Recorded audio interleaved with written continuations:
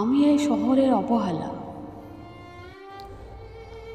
আমি এই শূন্য পকেটে এই পৃথিবী দেখেছি। আমি এই শহরের নিষ্ঠুরতাও দেখেছি। আমি দেখেছি যারা কাফন বলা হয়, আসলে আপনজন আপন কেউ নয়।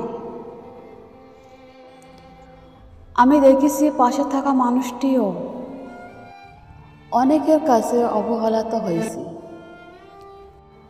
কারণ আজও আমি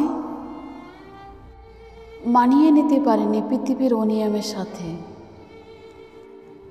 আমি অনেক মানুষকে হঠাৎ বদলে যেতে দেখেছি।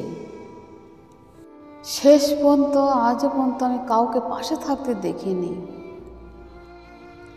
এই জীবনটা শূন্যতাই রয়ে গেল।